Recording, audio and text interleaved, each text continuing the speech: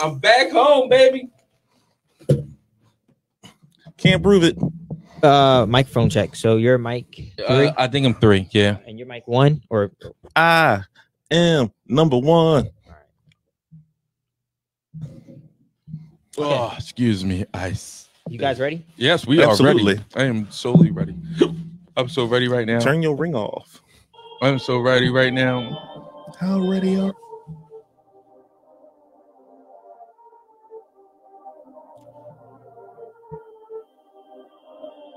Perfect.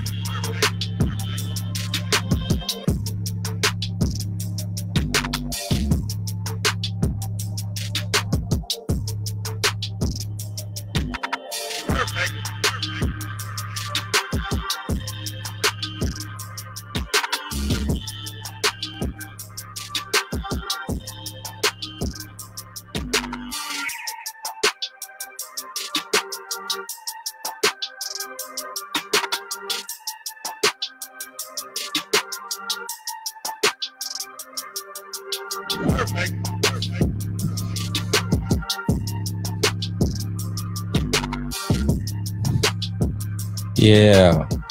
We are back, people. Yeah.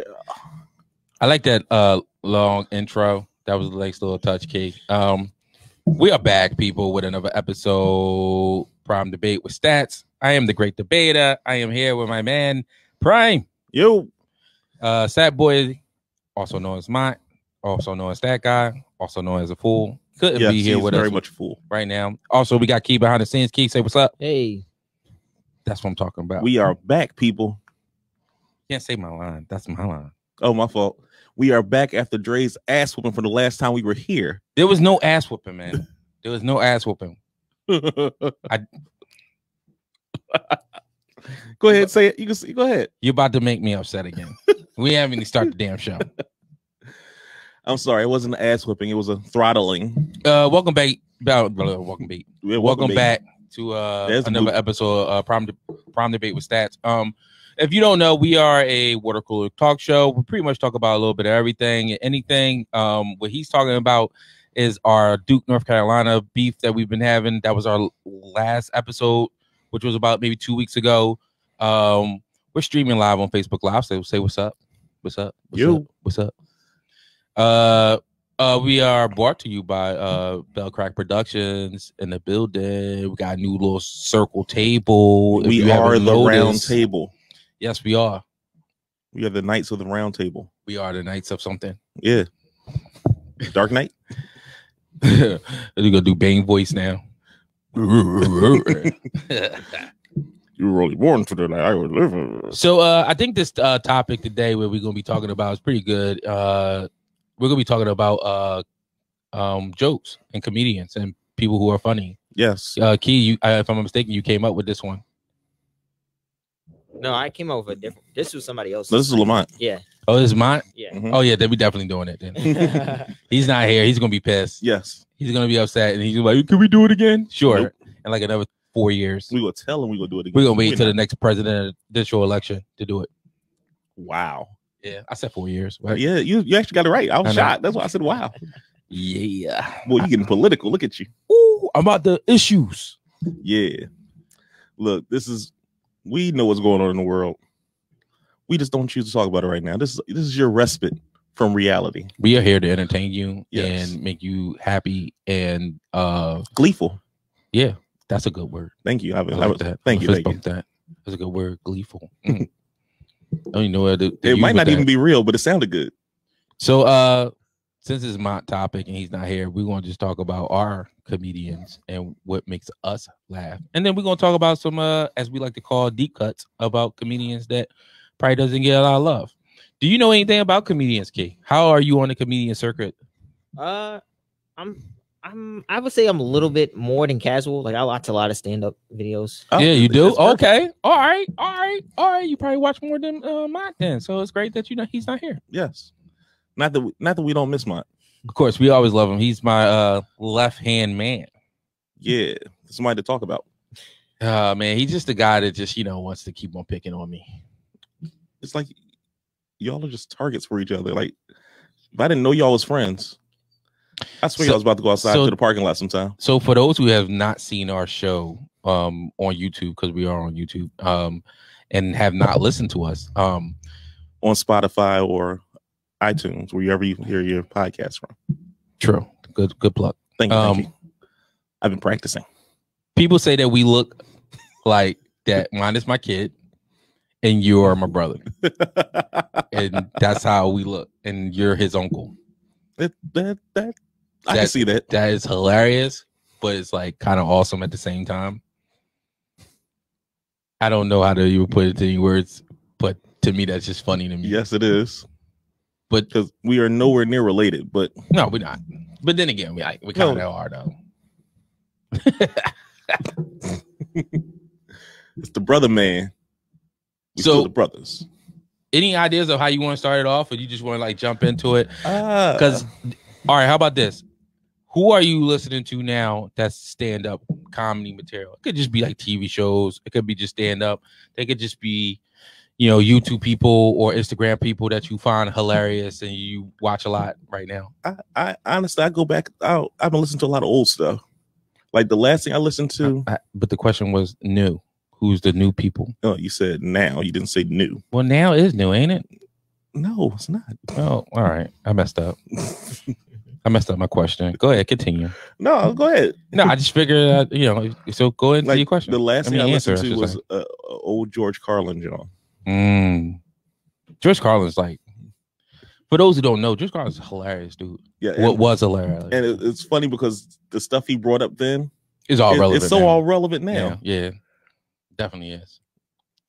Definitely is. But that's George Carlin. You can say that about a lot of comedians, though. Yeah. You can say that about a lot of comedians. True. Yeah, but yeah, that was cool. George Carlin, that's nice. Anybody else? The last thing I watched besides that. Any new people? I'm gonna say new now. Depends on how new it is. Like I watched the last what's his name? His name? I just blanked on his name. Fluffy. Iglesias. Yes. Gabriel Iglesias. Yeah. He's okay. He's okay. Hilarious. He has his moment. Have you heard of him, Key? Oh, yes, I have. I haven't seen like a full special of him, but like I watched the full special. I know what he looks like. Yeah. Did you ever see the racist gift basket one he did? I think he made. I haven't seen it. He did a joke about a race. He was going to this town, and as he pulls into the town, he sees one of his friends is also performing in this town, and they're staying at the same hotel. Okay. So like little small towns, when somebody famous comes in, they give them like little gift baskets, a little welcome to our town type thing. Mm-hmm. He decided to do this for his friend, but he's going to make it to make him feel uncomfortable. He's going to do a racist gift basket. Because it was a predominantly white town, so he wanted to do something just to fuck with him. Okay. So he walked into a store, him and his bull, and they find an old Easter basket, take all the stuff out of it, and they start putting stuff in the basket. So he's running out of things to put in because he doesn't really know what to put a racist gift basket for a black guy. He's Latino, right? He said I got a basket, I got a bucket of fried chicken, I put it in there. He's like, I got some Kool-Aid, and I was lost. I didn't know what to get after that. He said that's all he went to, huh? He said, so he started explaining to a person in the store what to buy, what he was doing, and how it's a comedian thing and how they always pull pranks on each other. Right. He said the guy turns around and answers him real fast, like he just knew from the door. He's like, well, what you need to do is buy a watermelon. I was thinking that. I ain't want to say it though. I was thinking like that. Like, yeah, you could have put that in the basket. It's definitely stereotype. They're gonna say like grape soda or something. Yo. He said so they went through this whole thing and they got all the stuff in the basket, and then he found a card. It was an old Halloween card.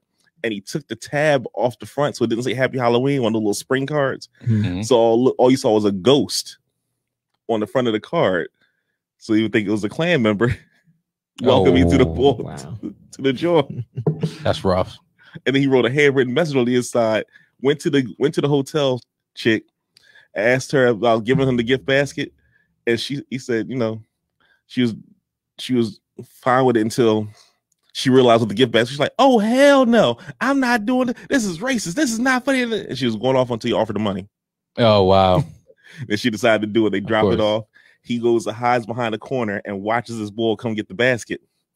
So as the boy gets back, he's like, "Oh, that's nice. This is lovely. This is the fuck chicken, watermelon, Kool-Aid. What the fuck?" And he starts going off. Then he finally gets to the card and he drops the basket.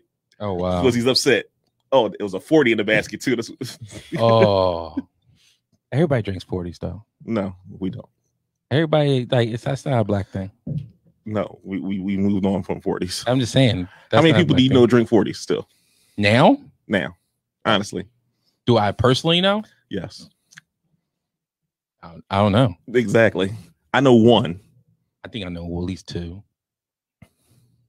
but I'm speculating. No, I know of one. Like, not only does he drink them, when he walks to the store, they pull them out for him and put them on the counter. Wow. Yeah, like they already know that that's what he wants. And not only is a 40, it's St. Ides at that. He likes what he likes. And they gave him a koozie for it, the little phone John to put over. Yeah.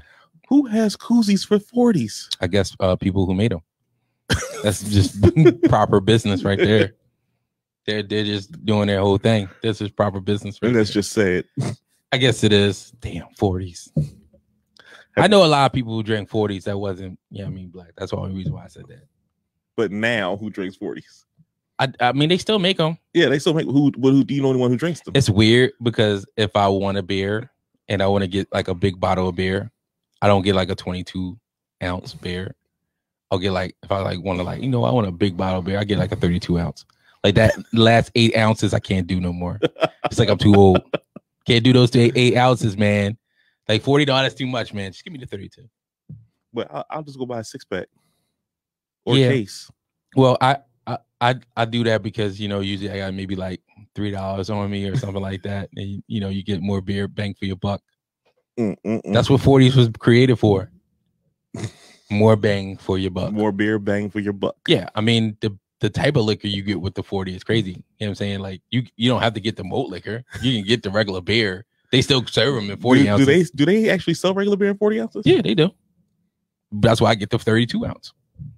I can't think of a regular beer in the 40. Okay. Yeah, I'm serious. Like St. Ides, Old English, Colt 45. That's all malt liquor. 411. Because that's what you know of. So sad. My mom used to buy 40s whenever she made crabs. And she would call me. I know they still sell them. And she would call me. Because they still make those crabs. Gotta get that recipe right. She would call me and say, "What's the cheapest beer I could buy?" Because she doesn't drink beer. Natty Ice, I think, right? It's still Natty Ice, right? Okay, it's still Natty Ice, right? That's I'm not certain. Yeah. Like you did college student, that's what I'm asking. I mean, yeah, but I don't really pay for Rolling Rock for myself. Yeah, I think Natty's still the lowest. Like she just knew cheap beer, crabs.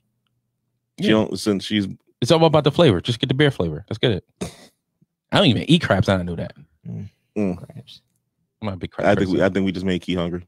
Yeah, he Homer Simpson the shit out of that. He's a crabs. All right, I'm a big fan of seafood.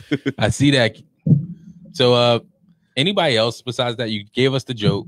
It was a little. It was almost a little Paul Mooney-ish. I'll give you that. You know what I'm saying? But what about you?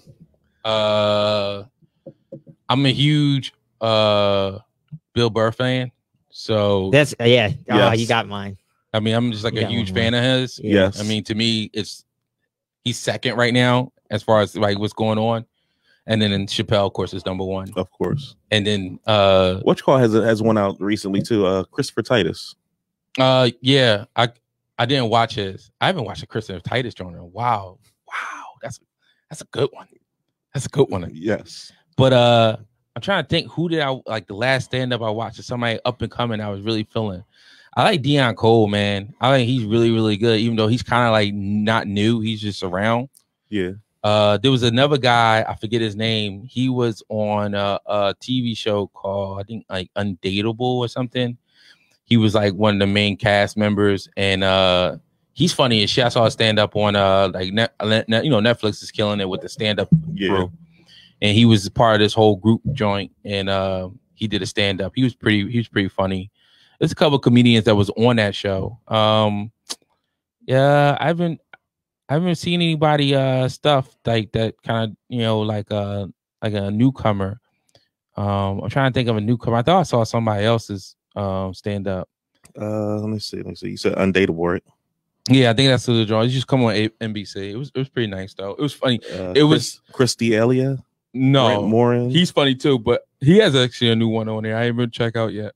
I watch him. I do know who that is. I know who that guy is with the hair, and he's the guy with the hair, but that's not the one I'm talking about. That I was talking about that was funny. He is funny David though. Flynn, Rick Glassman, he's like a short Ron Funches, black guy. Funches is funny too. He's funny. He is funny, but that wasn't the one.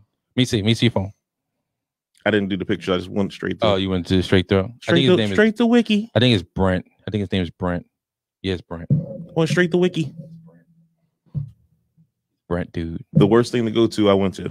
What? That's why we need Stat Boy here. Yes. Wikipedia's the best thing ever. Yeah, I love Wiki. Thank you. But you can't trust it. You can always trust it. No, you can't, because people put in whatever they want. Yeah, but usually people are fact checking to make sure there's police out there. There's Wikipedia police out there. Wiki police. Yeah. Yeah, I had one of my college classes had one of the people come there and they were talking about that. Really? How there are a bunch of people out there really like fact checking it. Yeah, totally. How reputable it is. Yeah. I did not know that. Oh yeah. You can like somebody like like if somebody does something and like say in the sports world, and then they'll go, if you go to that person's page on Wikipedia, they'll put like some funny ass joke. Yeah. But then somebody comes correct it and changes it right back. Oh wow. There was something I think there was like one of the like a historical event or whatever. I don't know. It might have been called like the Boston City something. And I think there was like, it was just right after like some type of NBA thing happened and they made it. The person went on Wikipedia and they changed it to that. They do that all the time. Just like do dumb shit. Yeah. You know what I mean? That's what I love about Wikipedia. And it's so accurate. I told y'all that's how I ruined the Rare Wedding for Games of Thrones. I was reading literally all the books all through on Wikipedia. So I had facts. Yeah. I had a lot of facts. No, I believe it. There's plenty of movies I've done that too. Yeah. You know what I'm saying? You're talking about people have graduated colleges through the help of Wikipedia. We're talking about. Got you, Kay. I mean, it wasn't like a college class about Wiki. It was just that he was a guest speaker. No, I got you. I think that yeah, but those are the guys I recently listened to now. You know what I'm saying? Like that's the type of stuff I really listen to. I just want somebody that kind of be like off the wall, funny, a little out of pocket. I like dry humor. I see whatchamacallit got a new special. I ain't really watch it though. Jerry Seinfeld. I'm checking him out because Jerry be making me laugh. I don't care what anybody say. No, he's funny. Yo, I can watch reruns of Seinfeld all day, but every day. It's different because like the stand up and then a TV show is like totally different. Yeah. Like Curb Your Enthusiasm. I love Curb Your stand up. Jerry and Seinfeld. Jerry are two different people.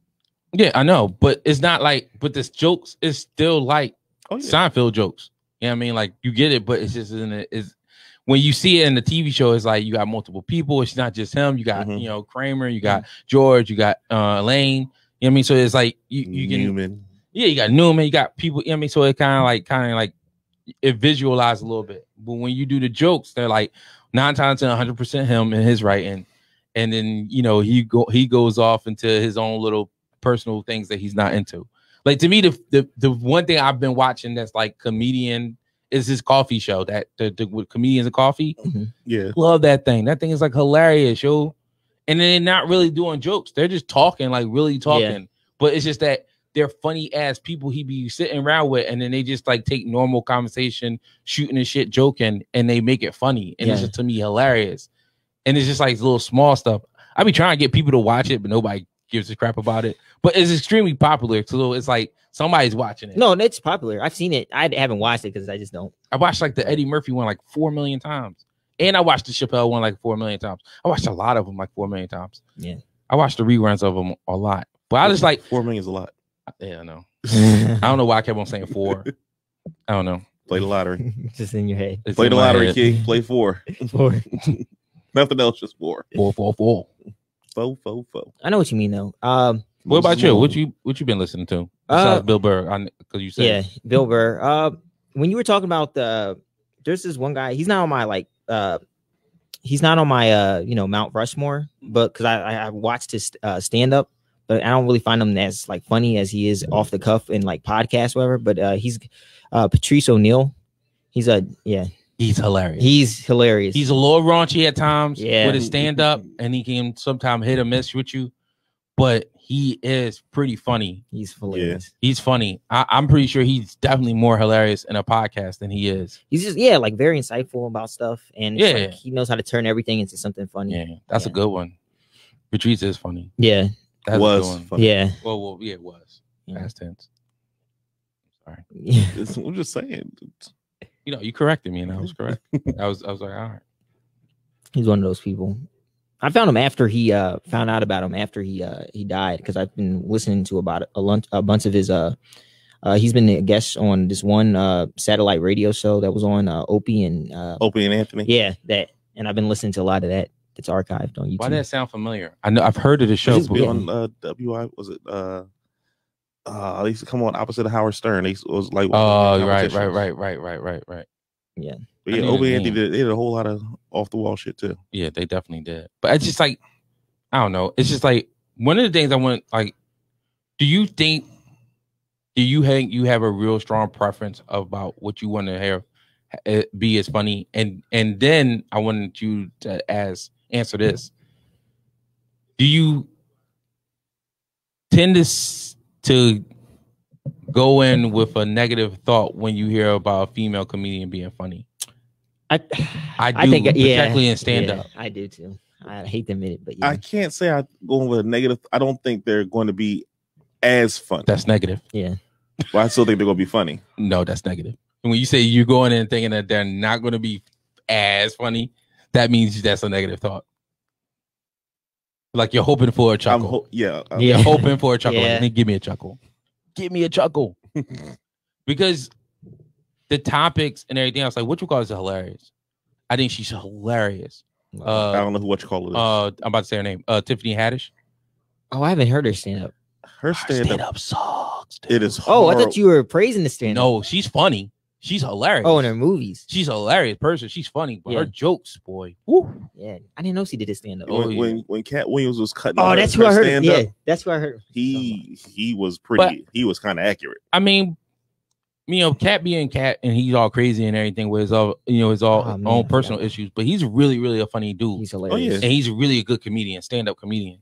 You know what I mean? But I don't know what that was about. I don't think he should have said that personally, or whatever he said, even though it might have been true. It was because she has her fans, she has her following. Some people do obviously find her stand-up funny and find things she do. I thought it was before she, like, wasn't he talking about how it was before she did stand up and how like she got there before actually getting in front of people and making them laugh? Wasn't that the whole thing? No, she's been doing stand up for a long ass time. Okay, she was doing stand up for a long time. You know who stand up I want to see and I've never seen? Who? Shawn Wayans. Oh, Wayne Brothers. Yeah, yeah. I've never seen. Now that you mentioned it, I've never seen Shawn. Marlon has a special. Yeah, Marlon's is hilarious. But Marlon just started out. Shawn been doing this joint since like Wayne, when they had the TV show. He's been doing stand up for the longest. When he was still doing the wicked on the DJ inside things.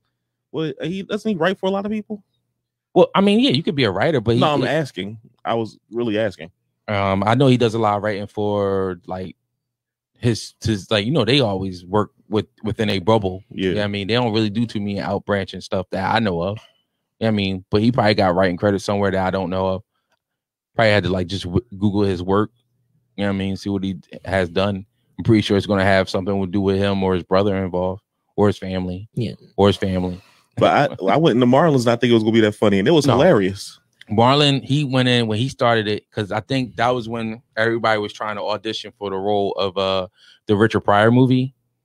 And which I don't think either is going to get made or ever will be made. Yeah, I heard about that. And it was just like everybody Marlon got it. Marlon supposedly got it. Audition for it, was going for the role. Mike Epps was another one. It was another actor. I forget who it was, but they was all going up for the role for it. And I think it was another actor comedian, and they didn't really get it. John, I don't know what happened with that project. It was kind of weird, but yeah, that happens a lot in Hollywood. Yeah. But it's it's Richard. I mean, only person to me that can do Richard is Dave. Oh, they can say Eddie. No. He did one in his one stand up. He pretended to have his voice. No, Eddie can impersonate him, but as far as the material, the how Dave is probably the only one that could probably do it. But I can't see Dave portraying a version of Richard Pryor, but whatever. Well, you couldn't see him playing Prince either, but he didn't pull that off at all. Yeah, according to Prince, he did. No, he pulled off the mockery of it. Yes. And then Prince flipped it on him and made money off of him. That was awesome. Yes. That was ingenious. But they said Prince loved it.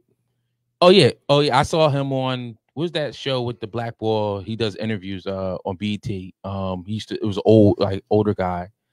Back in like the 90s. It was just like he just would do interviews with entertainers. Mm-hmm. He used to wear a suit. Byron Allen? No, he wears a suit. I don't know his name, but he was on an interview with him. Oh, the boy that used to do the late night joint. Yeah, the one that got kicked off. They said he was sexually harassing somebody. I'm not surprised by that. Not surprised by that at all. Everybody got their own demons. Yeah, but even though his proved to be wrong, they just cut the show anyway. Oh, they found out about it. Yeah, he sued back. Is it? He's one of the few people that sued back and got cleared. What was it? Wasn't his name Smiley? Tavis Smiley. Oh, okay. Because I was about to say Ricky Smiley, and that's a comedian. Yeah, I know that's not him. That's little Daryl. Yeah, I'm not a fan of Ricky Smiley. I remember him from I think it was Friday After Next. Yeah, he was in there. Yeah, Santa. Yeah, I mean, but like he was on there and he was interviewing Prince, and Prince he played the clip of the Chappelle show. Mm-hmm. So he asked him, was that accurate? Like, did that really happen? And he was like, yeah, that stuff really did happen. He was like, holy shit. Like, yeah. He said, I think like Charlie Murphy wasn't lying. He wasn't making that shit up. Yeah. He said something like, it wasn't that Prince was that good. It was that Charlie Murphy was so bad at basketball that it made him look better. But people didn't understand Prince was like a high school basketball player. He was like top in the states. All state. You know what I'm saying? Like, he had like turned down scholarships to big name colleges because he wanted to perform. He wanted to go to music. Yeah, he was. Yeah, that was his thing. He didn't travel, athletics over, art. Mm-hmm. I mean, which is, that's cool. The all-state point guard. I mean, it was funny because some people who don't know, it was a little off topic, but the Prince Under the Cherry Moon. Mm-hmm. I'm pretty sure you ever seen or heard of it. It's a good movie. I've heard it. You should check it out. It's really good. It actually is a good movie. It's first it shows a side of Prince of him being funny, which he is. I mean, which people never got a chance to really see. He got a little comedic side to him, but at the beginning of the movie, he's like walking.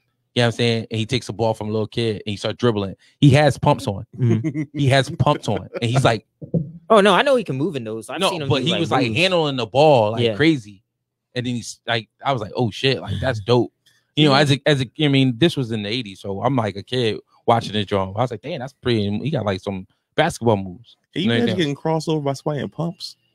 I mean, if it's Prince, I'm not gonna be surprised. No, I can't see myself getting crossed over by a person rocking ruffles. You know what I'm saying? Like, are you serious? I mean, you rocking ruffles, dog? I got crossed over by a girl before. It was embarrassing.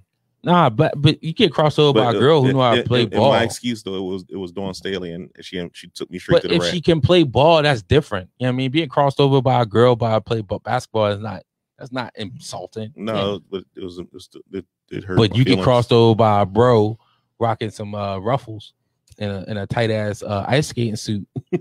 You know what I'm saying? Or slides. Like someone did that. Slides on. Yeah, I mean, like that's just letting you know that you know what I mean. It's time to retire. You need to rethink some things. It's time to retire. Definitely can't judge a book by its cover no more. No. Nah. If that happens to you. But yeah, I just want to see Sean. Like, I would like to see how he does, because I seen Keenan stand up. I seen Damon stand up. Damon John was funny. Keenan John was okay. It was an older version of Keenan John, but I seen him do a stand up, and his jokes is funny. I think people got, I don't know.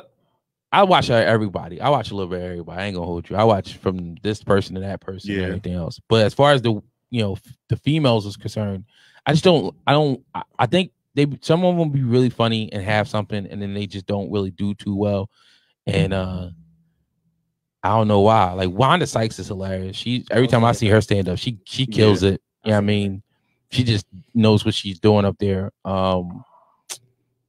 It's a couple other ones. I just think I'm not as relatable with them. I did watch a lot of Amy Schuster. She was all right. I was never a fan of hers. Amy Schumer. Schumer. I'm sorry. She gets a lot of hate online. I'm pretty sure. I don't know what she did. I think some people say she still jokes. Oh, well, that's what happened to Carlos Mencia. No, Carlos Mencia didn't. He admitted it. He just came out. No, I'm just it. Yeah, because Joe Rogan used to kill him over stealing jokes and routines to the point where his show people even stopped watching the show. Well, I think his show just ran its course. You know what I mean? It went for a good minute. He had a really good run, and then it just faded. Did it make it 2-3 seasons? You crazy? That show was like it replaced Chappelle because Chappelle faded. Remember? He just took off and ran. I don't think it lasted 3 seasons. I think at least went over 3 seasons. I'd be surprised if it went under 3 seasons. Let's find out. Yeah, because I stopped watching it and it was still going. Yeah, but Carlos. So here's the thing, Carlos. This is funny. I was watching a documentary about stand up. You know what I mean? And they was talking about the unwritten rule about like, you know, being careful with your material, saying stuff around certain people and all this other stuff. Yeah. So Carlos just looked at it and was like, listen. He looked right in the camera. He's like, listen, if you're an upcoming comedian and you got some fire ass material and I hear it, I'm going to use it. I'm established. Now, I don't know if that happened to him while he was coming up through the ranks. That's so slimy. It is, but that is slimy. He looked at Carrie, he said, I'm taking your stuff. And he's like, hey, I got the fan base. I'm taking your stuff. That is so slimy. I was crying. I was cracking. God. I was cracking up. I thought that was the hilarious thing in the world. Was he where was he at when he said it? Like, he was doing it was like I said, it was like a documentary about comedian. I forget I know it was on like cable. I think it was Showtime. I just don't know what it was called. But it was so funny because it was like he was dead serious and he looking like, and yeah, yes. And it wasn't like he was like, I don't have no jokes, but nobody doesn't. It's like the old saying, like not the old saying, but it's like the saying like, you got this great talent, right? But you don't have no avenue to really convey it. You know what I'm saying? Or no, that's like taking someone's invention. It's but you taking it, but you taking the product and you selling it. It's just like same thing like in music. When somebody takes a bar or some music from a nobody and somebody takes it and makes it a hit to give to somebody some rep. Now the difference is I don't think Carlos Mencia giving anybody no rep. I was about to say he just took it and ran. But some artists, some comedians take people under their wing and use like they'll write for them. Yeah, but like, they give it willingly. Yeah, like write but for them. He's not. No, he was not. Yeah, he was taking it. He was like, if I hear it, I'm taking it. Oh, and I like it. It's mine. I already hate this guy. I didn't even. Oh man, I knew there was like a lot of hate for him, and I didn't feel anything to him. But the way you saying it, he was saying it like that. Like it was actually he was hilarious. He is funny though. Like his show, if you watch the reruns of his show, it's hilarious. I mean, he built this up self through the ranks. He went through the ranks. He had to stand up. He's really good. Yeah, he was really, really funny. And then he had a show. And then he actually had a movie. He had a movie, did like a movie or two. And then that was it. After that, he kind of like just faded into the. I don't know if it was because of the stealing and joke comment he made. I hope it was. I really did. I don't know, but he just faded. I think it was like too many at the same time. You know how it is. Yeah. You know what I mean? It was like him and George Lopez, and it was like too many Mexicans. Maybe we gotta, that's a weird. Maybe we gotta like slide off or something. I don't fucking know. First of all, Lopez is fucking hilarious. Lopez, they're both hilarious. Yeah. Lopez is comedy god. He's Latino comedy god. I think he's funny. I don't know how. I mean, I think you got higher rank than I do. But no, like his name, like because he's. I remember him in what's that movie he played in? Ski Patrol. Mm-hmm. Like you know how old and far back it was. That's when he was just doing Rodney Dangerfield impersonations. You're gonna say Shark Boy and Lava Girl. No, this was before that. I'm joking. I was joking. But that was before that. What you call was a Shark Boy and Lava Girl too? Machete. Oh well, I mean it's a kid's movie. Machete. I mean, but yeah, he built this up through the ranks. I like when I see people that started out struggling or not struggling, but small time and move themselves up. It's always good to see that. You know what I mean? And then just a person that just pops up out of nowhere and just like all of a sudden. But then those type of people, they just live in the clubs. You know what I mean? Like I mentioned Deion Cole. He went from being in the clubs, and then he just started writing for like other people in Hollywood. So he went to that. And now he's went like started getting notoriety and all that. He was on what's called, right? He was on Conan. He was a writer for Conan for like a longest. Yeah, not just that. I mean, the show he's on. Blackish. Yeah, that's the one. You know what I mean? And that's the first time I seen him was on that show. Really? Yeah. I didn't see him on Conan like that. I mean, I know he was on there, but I didn't. You know what I mean? I was like avid. Like I remember him from stand up before I saw him on. I never seen a stand up. The stand up's pretty good. No, I seen it stand up now, but the stand-ups I've seen him came after I saw him on Blackish. Oh, no, I saw him before Blackish. I didn't see any stand-up. Where did you find these stand-ups? I used to watch a lot of Comedy Central. He wasn't like a main bull. Like he would be on. Like you had a main bull host. Shout out to Comedy Central, yo. They I mean, when they actually showed stand-up. They did. Oh yeah, they probably don't now. They got so much stuff. All TV shows. Yeah, they got so much stuff now. They could just run anything now. You know, the first thing I saw on Comedy Central, I had to go and watch the unedited version because it was fucking hilarious. The Blue Collar Comedy Tour. Oh, Larry the Cable Guy, right? Yes. Bill Engvall. But who's the other one? Who's the main one? Who's the main guy? Here's your sign. Oh my gosh. I can't think of his name. Oh, by the way, Mind Mencia ran for 3 seasons over the course of 4 years. I don't even know what that means, but okay. Because they broke one season up into 2 parts. Oh, okay. That's why I ran over 4 years. And they said he gave him an option for a 5th, but he turned it down. Oh, well, there you go. Because that was Comedy Central breadwinner. They loved that show. And then after his show went off, which one call was just coming on? Key and Peele. Ron White, Bill Engvall, Jeff Foxworthy, and Larry the Cable Guy. Foxworthy. That's the name we was thinking. I actually thought he was funny too. The entire line was funny. Yeah. Larry was animated funny. I thought Bill was kind of like dry funny. Ron White was drunk funny. Yeah. He stayed with his cigar in his hand and his scotch. Yeah. He the one that said like a porn joke on a talk show. Was it him? Yeah, I think it was him. That was funny. I'm not saying a joke though. I know he did a joint where he said he was took a summer vacation on a yacht and ran into Magic Johnson on his yacht and Dr. Phil on their yacht, and they used to have big yacht parties. Oh wow. And he just happened to pull up on them. He said he had this little small yacht and they're on giant mansion sized yachts. And, I believe it. He did a whole 15 minutes on it. Oh, I believe it. He was, I mean, like I said, that was a funny joke. I watched them. I ain't gonna say I didn't watch them. They was funny. They was definitely funny. Yes. You think what you call is funny? Like how high do you got Steve Harvey? Oh, I never found him funny. I never found him funny. He's had moments. He's never been funny to me though. So you never found him funny? No. Too old for you? No, I've listened to comedians from his era, but I don't know. The jokes seem like too, I don't know, typical like type of the black jokes, like, oh man, a black person does this, and I don't know, it didn't get me. He's had his moments, but I'm not gonna go out of my way to watch a Steve Harvey stand up. Yeah, I watched his stand up. I only seen one. I've only seen the one where he was talking about we won't be in Africa, the little dog on the path. I'm gonna take your word for it. That's the same one because I don't remember that joke. How do you remember out of all the jokes? That was the one that kind of like stuck to you. He said this little girl had a little pocketbook dog, and he said when they was doing the thing in Africa, he's like, as long as you see the lights, you're fine. When you go off from the lights, that's Africa. So he said the little woman had a little book dog ran off the path, and they were all sitting there trying to call the dog back, and all you heard was bark. And nothing else. Wow. That's funny. And when they went and got the guy was like, "That's Africa." Oh man. Oh, man, I do remember that.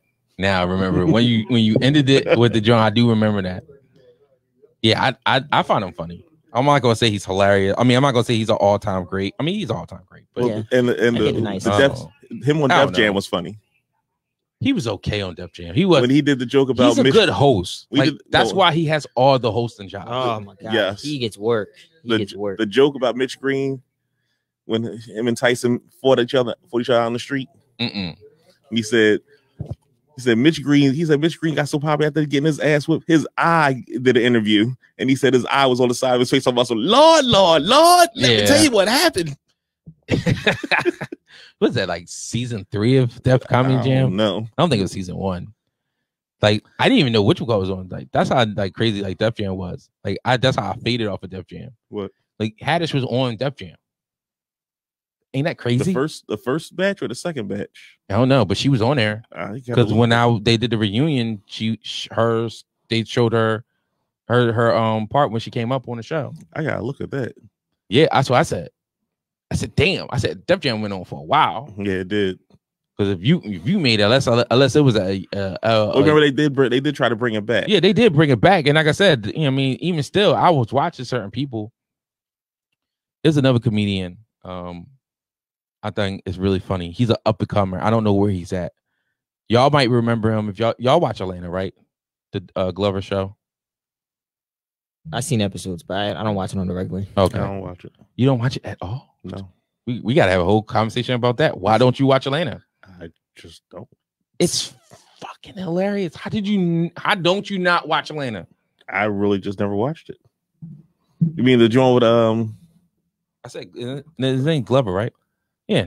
Childish Gambino. Yeah. Yes. I've seen pieces of it. I never watched the whole show. I've seen bits and pieces of it. What is wrong with you? He's actually, do you see his stand up? He's funny. Yeah, he's funny. Stand up. He's funny. Is hilarious. He's funny. So if he's funny, then how did you? His stand up, that's the comedy is different than Atlanta's comedy. Like, I know, but if you can, he said he likes that though. So if he likes that, he gotta love Atlanta. I don't know, but it's kind of different. Like Atlanta sometimes feels like a series of like inside jokes when I watch it. I mean, sometimes it gets serious. I meant that. Yeah. You know what I mean? Always gotta have an issue. I get it. It's hitting an underlying agenda. I get it. But dude. No, I've really just never watched. I never took the time out to watch it. Gotta watch Atlanta. Atlanta's funny as shit, yo. It was this one episode. Y'all ain't gonna get it now. There's this one episode where one of the main characters on the show is just going to get a haircut. The whole episode is about him getting a haircut but his barber is freaking hilarious. He steals the whole show, the whole episode. He's hilarious. Up and coming. I don't know his name. I think I Googled it. I couldn't find too much jokes on him. Where I seen him at was when Def Jam, I think for like one episode, brought back, some new stand-ups. Mm-hmm. He was one of them.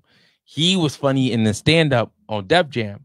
I didn't see him ever since until the Atlanta episode. He's funny. I don't know his name. I will Google it later, but he is a funny dude. People, if y'all know I'm pretty sure y'all know who I'm talking about. Matter of fact, remember the guy that he was doing the commercials during, like, I think the Super Bowl or the March Madness about Uber Eats? You ever see the Uber Eats guy commercial?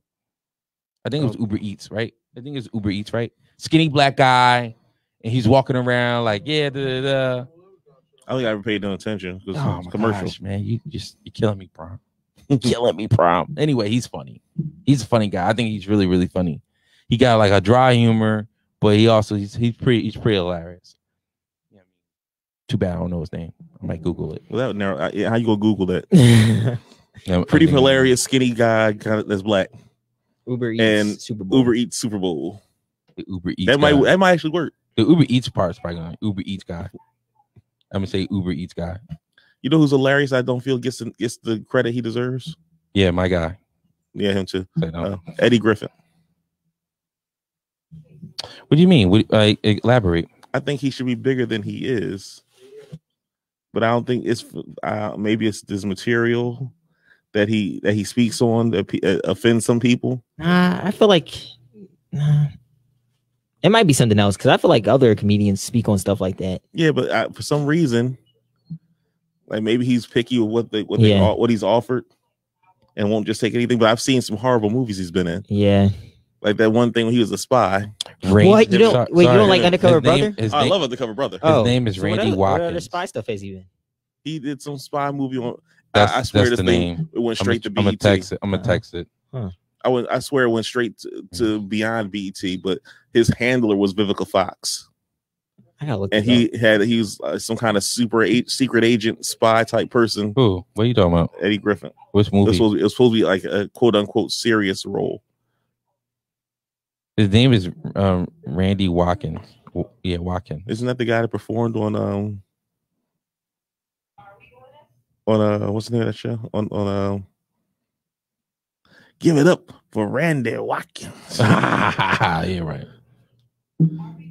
Huh. It look like it's called Blast. Like the movie. Mos Def on drugs. Blast. No, well, I don't care what you say, but the kid is funny, or the guy's funny. I don't know how old he is, but he's funny. He looks like Mos Def on drugs. He's funny. He don't like I smoked out Mos Def. He don't. Not to me. Not to me. Not to me. But I mean, Eddie Griffin is I don't know. I when it comes to like people picking projects and stuff like that, I always go off of take wherever you're gonna take, get your money. You know what I mean? I'm never going to say don't take a good job. You know what I mean? Opportunity, take what they can give you. Yeah. I mean, I get that too. I mean, I know you want to say no to certain things if you're not really feeling it, but it's a paycheck. It's the entertainment business. You hot right now. Take advantage of it. I agree. All that stuff. But I wasn't a big fan of Malcolm and Eddie. No? I wasn't, because it didn't just, I don't know. It was okay show. It had moments. You know what I mean? But Michael Jamal Warner to me should be like, I feel like he has the talent to be like a really serious actor and be like one of the best big name actors right now, but he just never took that. It was like, how we was talking about potential in basketball and athletes. I feel like Michael Jamal Warner was a potential superstar actor who just decided to say, no, I'm cool. Well, he did a lot of directing and a lot of behind the scenes stuff. And then when he was on some show called I can't think of the name of the show. He's been on a lot of shows. He was like one of the main characters, and then the person acting the opposite of him died, and they just canceled the show. Oh. I don't know. I know he still works and he does things. It's just like he's the guy and everything else. And then Eddie, at the time, like I said, he was really hot. His stand up was up above the top. The whole Michael Jackson cocaine's bit was always one of his best bits. Mm-hmm. You know what I mean? And you know what I mean? So he always nailed it with that. And I remember one he did one of his last stand-ups he did, it was pretty good too. He was talking about mostly about stuff at back home in Kansas City, where he's from and everything. And I just thought on his mind to chase him around the playground. I think that's the one. I'm thinking about the one. I think it's the one where he was talking about his granddad or something. His granddad's like white, but there's like a step granddad is like white or whatever, or somebody like that, and he had to go bail out his kids, because all his kids is black and everything. So it was just like funny. He had like this really funny skit with it, and it was just like really funny. And he did that. Yeah, I mean, it was like stuff like that. But yeah, I think he's funny, but I just felt like his projects outside of that, because like for instance, Undercover Brothers, like his number 1 hit, and he hasn't done anything really since then. He was in what movie that he was in, that military movie, right? I think it was called. He was in a war movie. It's like an all black cast. Oh, Walking Dead. Yeah, Walking Dead. He was in that. I mean, so yeah, I don't know. I wasn't really feeling it. I forgot about The Walking Dead. I wasn't really feeling. I mean, I think he's still funny. I think he's really funny. I just, what I mean, I don't know. They have to. It's one of those things where it's like, I think sometimes being picky and choosy with the projects you pick helps your brand to a degree, because it's like, if people start associating you with bad and unfunny movies, it's hard to come out from that. Yeah, exactly. So that's why I think they should. Well, I just think you gotta stay busy too. I think sometimes you work so hard to get to a certain place. You know what I mean? People chill. Like when I was watching the Coffee, Comedians of Coffee, Jamie Foxx was talking about how he was blowing up. He had found a little fame, found a little success. You know what I'm saying? And he said he started doing rich people jokes, and I started laughing. And he was like, he did a little skit like, yeah, it's kind of crazy, when you got this type of car compared to this type of car, you know what I mean? And people in the audience is like half laughing and shit, but he thinking they laughing their ass off, and he's just feeling himself so much. And he's like getting off the stage. He said he got off the stage, and he said he was out front of the comedy club, and somebody walked past and opened the door to go inside. And he said when he went inside, when the door opened, he heard this big ass roar, like, oh, people cracking the fuck up. And then somebody else opened the door again and then did it again. It's like, oh, and he's like, well, who the fuck is that? He said he went inside. He said it was a young, skinny ass Chris Tucker, and they're killing it. And he was hungry. Yeah, I mean, and he was like, it fucked everything up. And then he said, like, maybe a little bit later, he was somewhere and he was walking, and he thought a fan walked past and said, hey. And he's like, yeah, I know, I'm Jamie Foxx. And they said, are you Chris Tucker? You know what I mean? Wow. And he was like, oh shit, and he's like, I got to step my game up. I got to keep the grind going. I can't let it fall. You know what I mean? Because it's a artwork and everything else, and people who are naturally funny are just going to always be naturally funny. But stand up is a different beast, yo. It's a totally different beast. I know people who are considered like Will Ferrell to me is one of the funniest people I've ever seen. He did stand up? No, because he can't. Yeah, it's a different beast. Yeah, it's a different beast. Yeah. He did like a one-man play when he did the president. I saw that. That shit was funny though. Oh yeah, that was funny. Yeah, I mean, but other than that, yeah, when he did Bush, yeah, I mean, but other than that, I mean, like doing stand-up, it's just like a totally different thing. You got to tell jokes and make people laugh. It's just you, and you got to do punchlines. It's an artwork. It's an art form that is like really, really crazy. I always give more respect to people who do that, no matter what your shtick is. Good answer. Good work. Yeah, I was trying to. You know what I mean? When Jim Carrey did it, all he did was impersonations. That's all he did. But it landed him a job in Vegas. Yeah. And when you get a Vegas gig, you supposed to be set. You ain't gotta worry about shit. You just live in Vegas, do your shows, you rocking. He said, fuck it. I'm gonna throw that away and start trying to do something else. You know what I mean? And stop doing that. Steve Martin did the same thing. He had one of the best set shows ever. You know what I'm saying? Like people was like, he had like selling out stadium, like rock concerts to see him.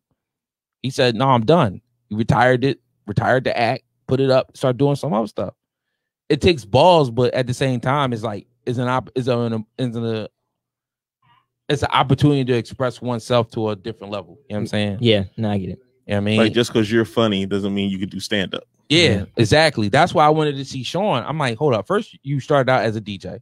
Secondly, then you went into the doing the Living Color stuff with your siblings, and even then, I mean, your younger brother was considered the back burner. The energy. That's pretty deep. That's dope. Like when you can write, being able to write for anybody is amazing. But just to be able to write some really, really funny shit is like pretty amazing. And like, what was it? White Girl, White Chicks? Yeah. That's hilarious. That's a hilarious movie, yo. And the fact that he did all that writing for it, and then he also written all the other movies they did, and of course the show, like that's pretty dope. Yeah.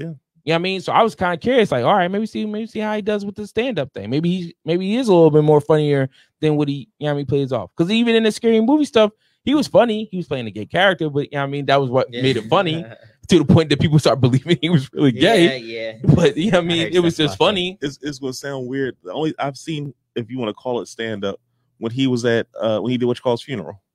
Who's? The comedian that passed when he did Pop's funeral, Witherspoon. Yeah, Witherspoon. Oh, Sean did a eulogy for him because Marlon couldn't make, because Marlon was off shooting a movie. Oh, okay. So Sean did the eulogy that him and Marlon planned on doing. It was hilarious. And I didn't even think about that until you said that just now. He's funny. It was hilarious. I mean, that's the thing. Like he writes funny hell material, but some people can't deliver the jokes like some. Like if you go on YouTube, you can find the different people that did speeches at the funeral. They're hilarious. And then Ice Cube goes on and says, I don't know who the fuck got me to stand up here and speak on this man after all these fucking comedians. Now I gotta try to sound funny. Yeah, I'm not no fucking comedian. No comedian at all. Yeah. Dang, they did him dirty. Yeah, They definitely dirty. You're supposed to do like a Russell Simmons drawing. Thank you for coming out. God bless. Good night. At least he caused it, like put attention towards that and stuff. That makes it pretty. Because everybody was probably laughing, and he's supposed to probably fuck the mood up and get back to being sad. Yeah. Bring it home, Cube. But he wrote Friday. Yeah, True. One of the funniest movies out there. Yeah. him and I forget the other guy name. DJ Muggs. I can't help but think of the what was that movie?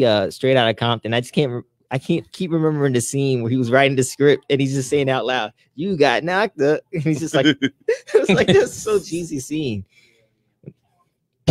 It's like he was afraid to cuss just then. No, that's how he got. I'm just saying the way you said it. It's like you just. I don't want to cuss. No, but it's like because everybody from that movie was the scene was from the Friday was the Bye Felicia part. That's they was like that's where he got it from. Like that's what, everybody was like, oh shit, that's where he got that from. And then you see him right in the movie, and like a couple like scenes later. So it's like, oh, he took it from the NWA joint. It was a real Felicia. You know what I'm saying? Like that was like a big thing. People like it was really like, you know, those guys were crazy. Yeah, those guys was crazy, man. But I don't know. I always just get. I mean, I'm fascinated when it comes to comedians, man. They got like I said, they got one of the hardest jobs in my opinion out there. Yeah, out there do their thing, but it's just at the same time, man.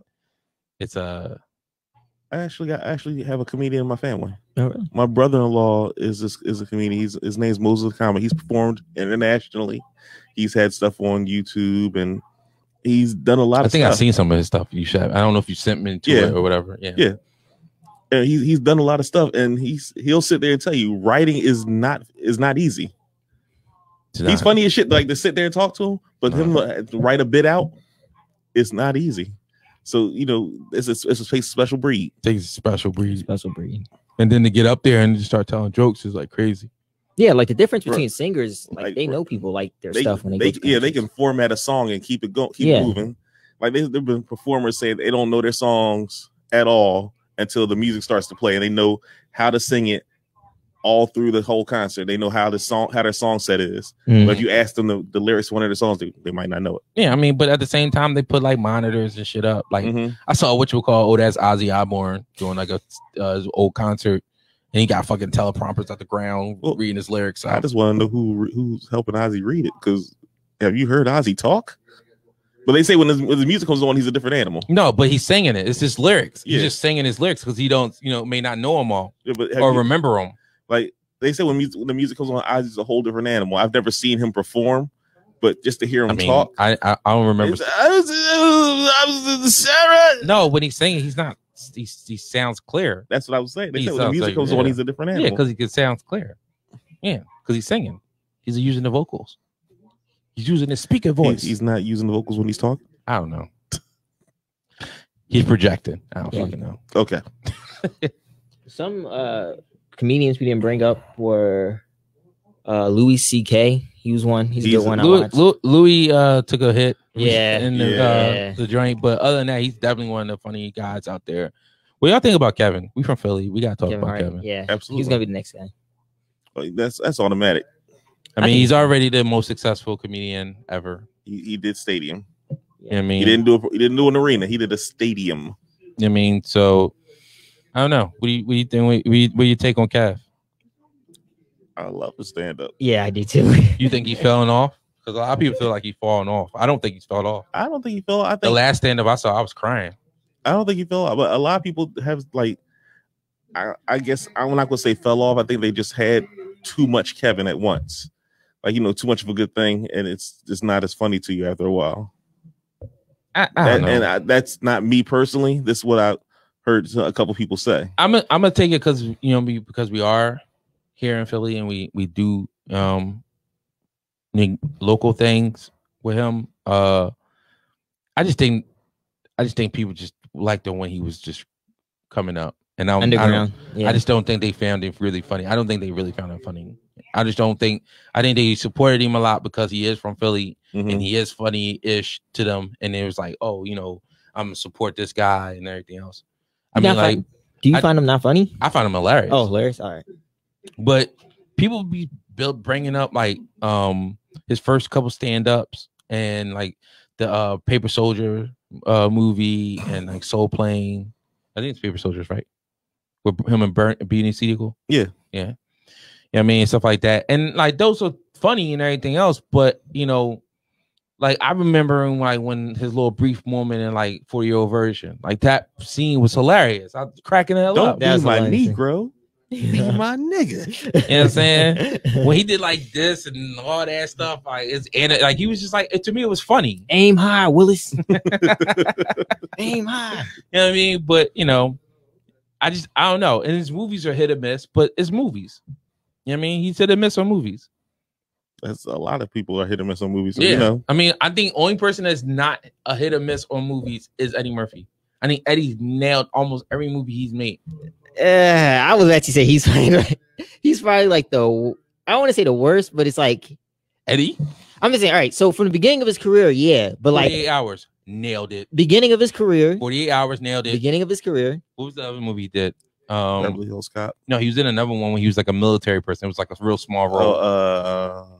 Was it 1984? It wasn't 1984. No, it was something else though. Because he was the one piloting the tank trying to sell the tank. Yeah, I can't think of it. Just some. But he nailed it. I don't care. Pluto Nass. Do you like that movie? That was horrible. What is it? What is the movies? The Disney movies he started doing in the 2000s? The Shreks? No, he does. There's one where he's like Daddy Daycare. Not that one. Haunted Mansion. That, and there's a one where he can't if he keeps talking, he's gonna die. He's like his life connected to it. 10,000 words. Yeah, or something like that. That was actually a good movie. Though. I never watched that. I don't think that was promoted right because I did thought that was a good movie. I was like, damn, this is a really good movie, Eddie. It's a low key funny movie, but it's a really good movie.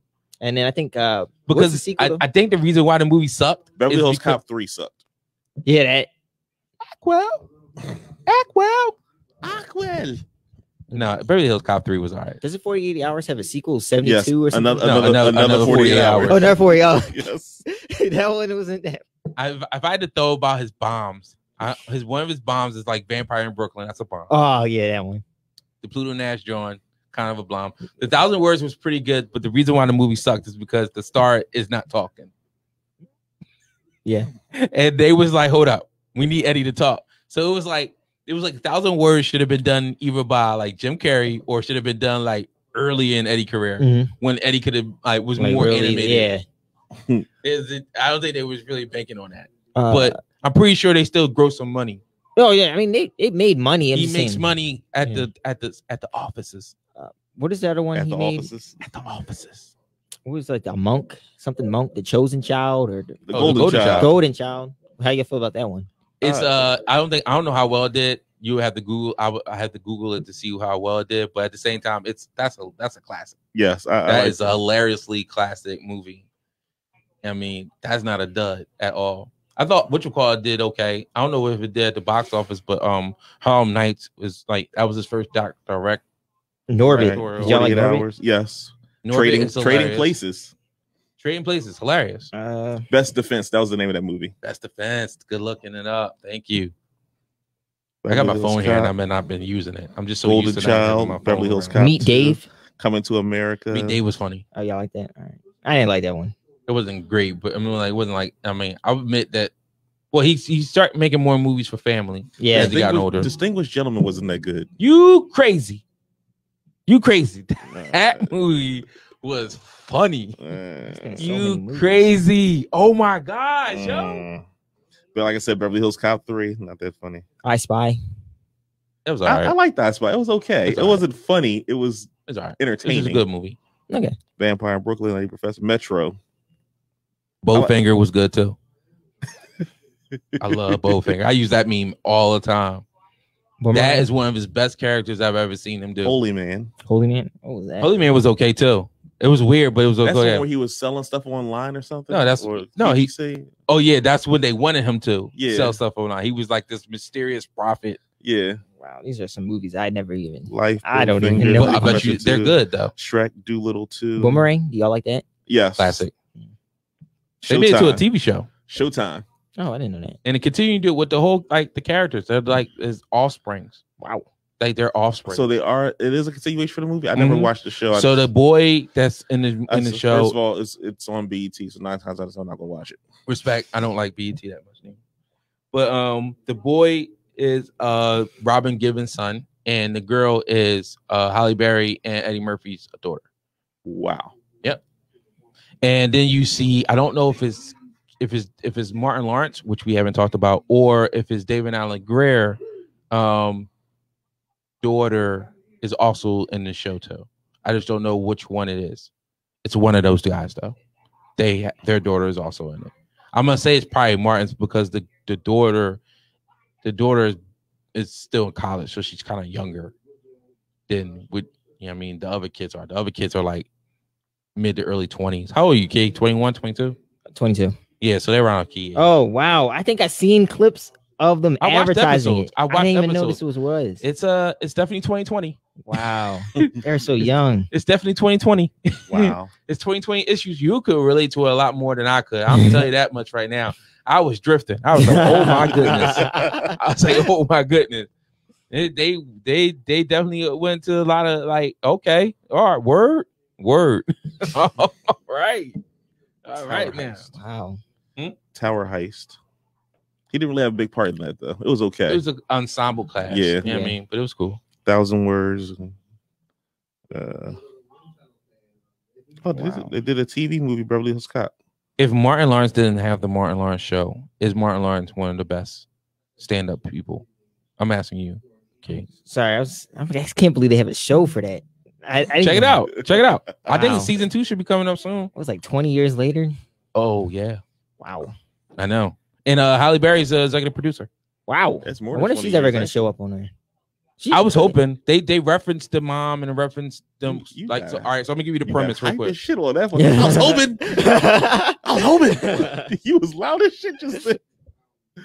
About Halle Berry showing up in the show. No, I was hoping because I like that movie. Like the Boomerang movie was a really good movie. It was yes. When you want to talk about like pro black stuff, it was sophisticated. Everybody was like a business person. They were successful. Mm-hmm. They wasn't, it was nothing. And it's like 92 when they were showing this. So mind you, Boys in the Hood just came out and all this other shit came out. But yeah, I mean, you got this pretty cool, dope, he's a bachelor, whatever. It's something that you would see a million movies made by white people, whatever. But it was just made drawn, and they were stylists. They drawn. The soundtrack was amazing. Everything was just smooth about that fucking movie. And then of course it was funny. You know what I mean? Like it was crazy funny. Mm-hmm. I like the soundtrack. Tony Braxton. I mean, so that's why I mean, like I would like to see Tony Braxton's coming out party. That soundtrack. How about that? You know what I'm saying? Like that's like to me, that's just like that's why I would be interested if they would. I would definitely too. Like I said, I watched a couple episodes. Mm-hmm. I was fishing in because I was curious. I was like, let me see what they're gonna be talking about. And when I found out that they was keeping the same characters and they just continued on from the movie, I was like, oh, all right. Are they in the advertising? So that's I'm gonna give you the backdrop real quick. Okay. So Marcus, that was his character name. Yeah. His daughter, Marcus. His daughter works at a company that Halle Berry character and our dad built. She works there. There's a lady there that she's kind of like under wherever. So Eddie Murphy's daughter is trying to branch out and do her own thing.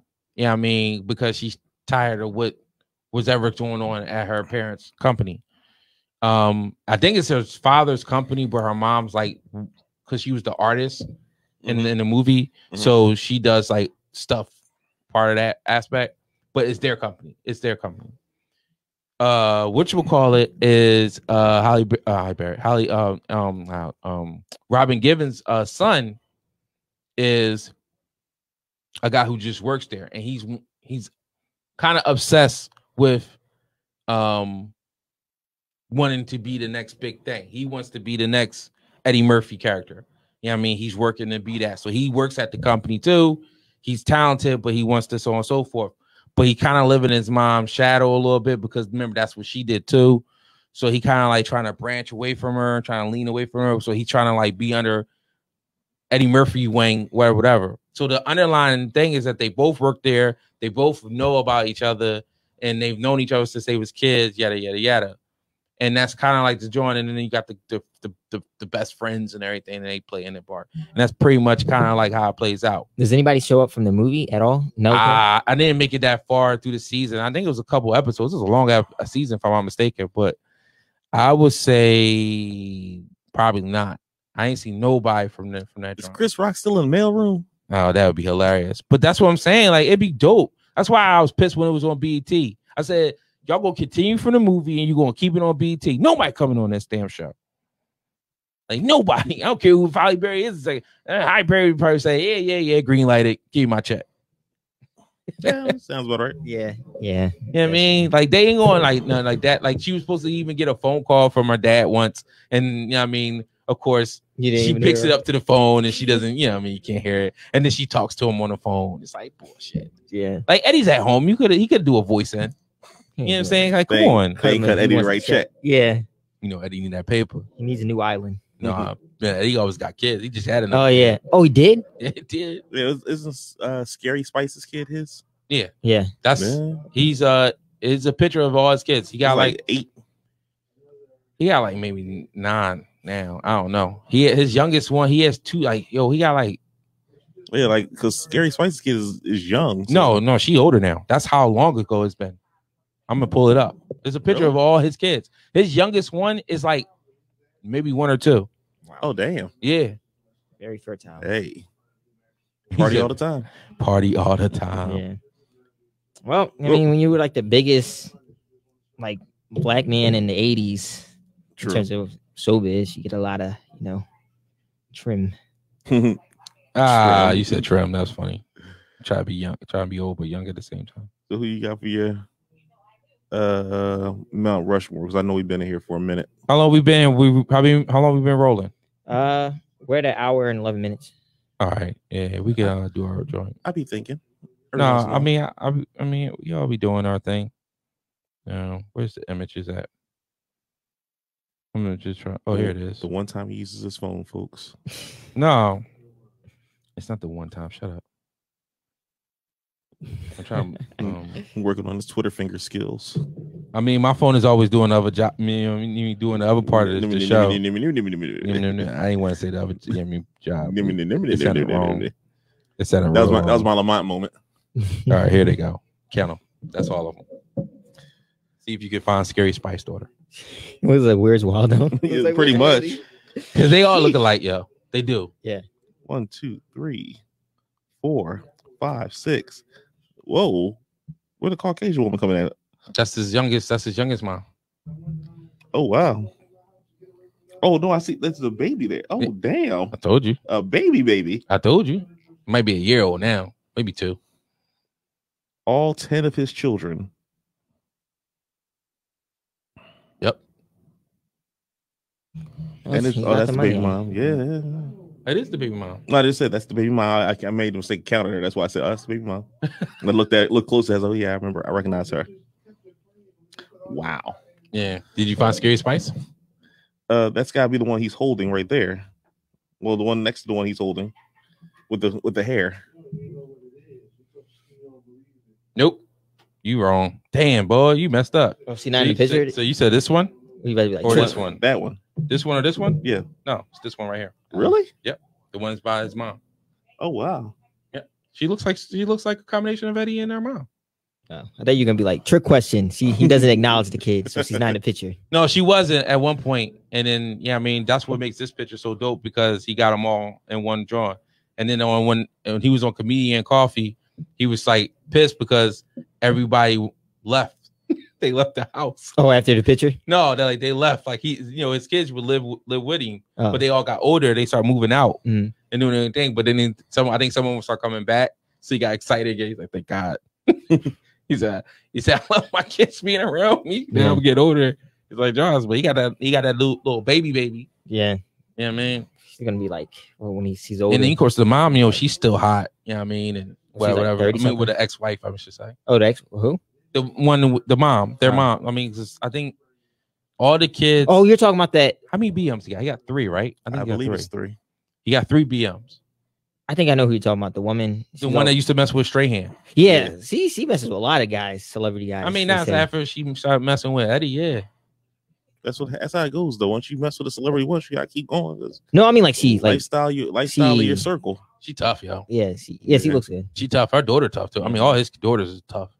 Did she used to be a dancer or something, or ballerina? I don't know where he met her at. I was like, when I remember I saw her, I said, that you were definitely telling a joke in your stand up, because in Raw you was talking about going to Africa and get a chick straight off the Eddie. You know what I'm saying? You know what I mean? Umfufu, but that definitely wasn't Umfufu you got there. Why you be like Adama? Ridiculously crazy gorgeous. I was actually watching an unsung of his brother Charlie Murphy the other day.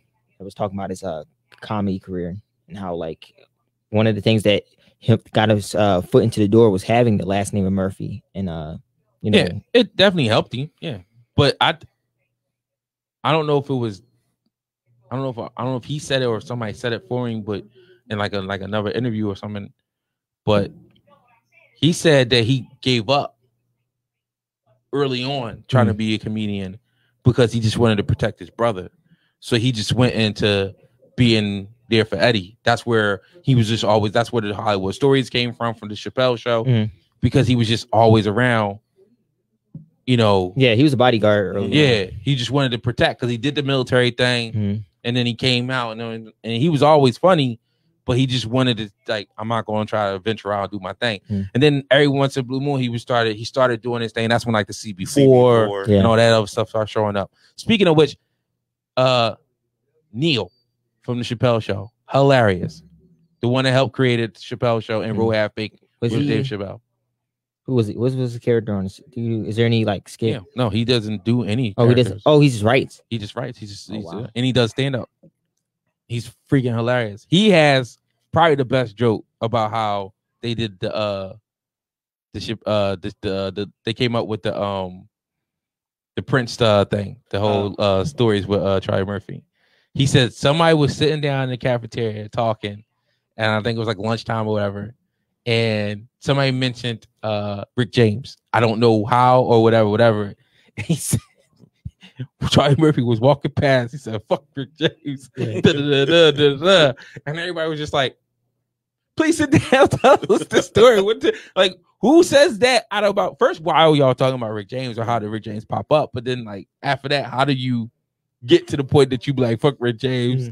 We had to beat his ass a couple times. Had to shut him straight. That sounds like a sit the fuck down. I need to hear the story type shit. Yes. And then the fact that they was able to turn it into a skit, which is fucking hilarious. But yeah, I think Neil's really funny. Neil has this one joke that I found to be funny, and then I'm gonna talk Paul Mooney, and then I feel like we do gotta talk Chappelle, but I can talk Chappelle in my Mount Rushmore because everybody know he's gonna be in it. But he has this joke where he was talking about how what I mean, as a guy, you get in a certain scenario with a woman, you be thinking like, oh, maybe someone might go down. You know what I mean? It's just a natural guy reaction. You know what I'm saying? So like, he was like, I was invited. He said I did 3 mics. I think it was a stand-up on Netflix. So if you ever want to check him out, you can check him out. It's pretty good. He got nominated for something or whatever. And he said he got called by Ellen. And Ellen DeGeneres. So he was like, damn, and she's like, she wanted him to come over to, I guess talk or work, whatever. And he was like, yeah, of course, I'm on it. I'm a big fan. Love your stuff. Of course, Ellen, she's also a hilarious stand-up. Yes. I mean, as they say before they knew she was gay. There's your funny woman stand-up. I said a million funny women stand-up. That's what I'm saying. I mean, I didn't say a million, I said a couple. Ellen's the number one. Yes. But difference between it. But so he's like, I'm driving there. I know everything about Ellen. I know what she about. Everything else. The type of person she is.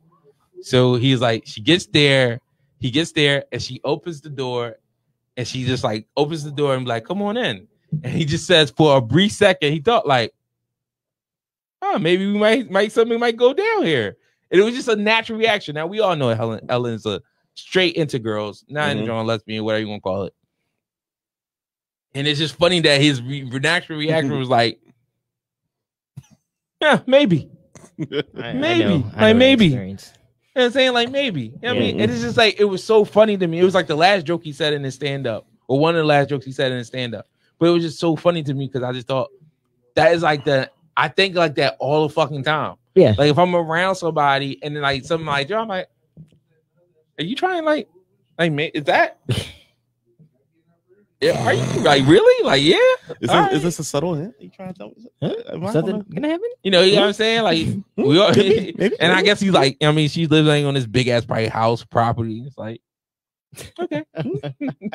Could be, maybe, possibly, maybe. I mean, Ellen in the 90s. I mean, she wasn't too bad looking. No, she wasn't. She wasn't at all.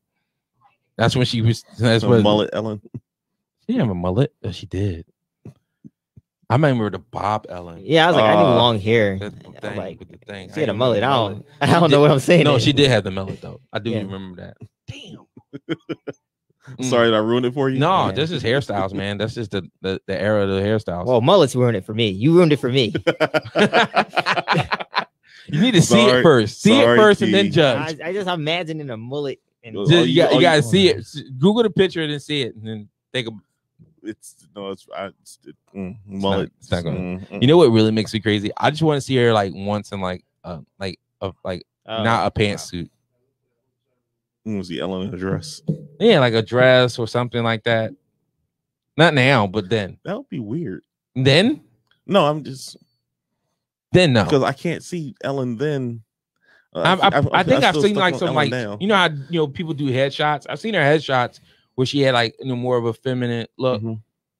Like I said, she I just wanted to see something like something else. But that was the time blouses and those type of whatever. I mean, let's get to Mount Rushmore. Man, I wonder anyone who got to like sleep with her. What did they say? They just slept with her. I mean, I'm just saying. Like, I feel like that's. I don't know. Do you brag about it?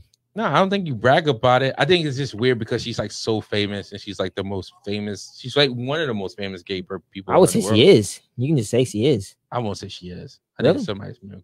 I don't know. I was about to say more gayer than her. That was just wrong. Really? Yes. Yeah. So you go straight to Mount Rushmore. Just stop. No, I just stopped there. I was just like, I caught myself, but that's why I was like, damn, I was about to say that. I was like, wrong. I knew it was wrong. You know what I mean? But I think somebody is. I think in the States, maybe in the States she is. I honestly have a hard time thinking of anyone. Maybe Freddie Mercury. I don't know. He's dead. No, yeah, maybe not alive. We never said it had to be alive. We just said Elton John. Ever. I feel like Ellen's. I don't know. That's a good question. Yeah, that's a really good question. RuPaul. I think Ellen got it. Yeah, I think Ellen got RuPaul beat, but I don't know about Elton John. I think at least in the States she does. Yeah. In the world, Rocket Man. True. Interesting. That's a good question. Great question to set up our Mount Rushmore about stand-up comedians. Next Mount Rushmore. Never mind. I'm not going to that Mount. I'm not touching that Mount Rushmore. Literally and figuratively. All right, so we're gonna do our Mount Rushmore of if y'all never know, we just give out our 4 top of whatever the topic that we're kind of really talking about. And since we're talking about stand-up comedians, we're gonna do our Mount Rushmore. Mine is not here, so might usually be the last one to go. So because he usually bitching, moaning, and complaining about how we treat him bad, and how we pick on him. I am dying to hear when he hears this. Like he's gonna be like so pissed. Like you took my topic and you used it. You controlled the narrative. You didn't. Oh yeah, I forgot. You're Trump when you do that stuff. No, he called you Trump a few times when you do that. What, control the narrative? Yes. Oh, that's his phrase. He's been saying that since I met him. Mm-hmm. Like it's like a phrase that he found. He's like, I'm going to use that, but he can't say yellow. Whatever. Whatever, dude. So, Key, you want to start it off, or you want to go last? I'll start it off. Okay. Yeah, I think I just lost Brian for a second. Give him a second. What happened? Get his bearings together because he started laughing really hard. Lost the soda. You about to lose his headphones. Can't say yellow. Control the narrative. We said most of the people, but I have one person that we didn't say yet. I mean, I'm surprised. Just say him and right. like give like a brief reason why. I mean, all right. So Bill Burr, I found him through. First time I found him was through the Conan interviews. He's like one of the most funny people off the cuff, like just like talking in general. Yeah. Do you watch S for Family on Netflix? Nah, I don't watch that. I was just told by this man right here I need to start watching it. I mean, if you like Bill Burr, yeah, he's the main character. It just feels like all those like, I feel like, it feels like King of the Hill and all those shows. I feel like I watched too many. No, it's based most off of somewhat of his stand up and what he talks about more. Yeah, childhood. Nah, a little bit because it's based. It is in the past. Okay, but it's funny as shit. Okay. The next person is Louis C.K. We talked about his. We didn't really talk about it, but we mentioned him. Mentioned him in this controversy. But he's hilarious. He's yeah. He's one of those people that can make comedians that can make you laugh at terrible things. I actually use some of his phrases in like reality. Like one of the things he used to say was like he was doing a skit when he was talking about being at a recital or something with his kids and everybody had their tablets up and was just like looking at John and he was just looking at him. He said, "Why do you got your tablet up?" He was like, "It can't get any more HD'er than put the fucking tablet down." And I use that all the time when I'm at work or anywhere. I use that phrase all the time. So yeah, CK funny as hell. Yeah, he is. Poor CK. Any more HD'er?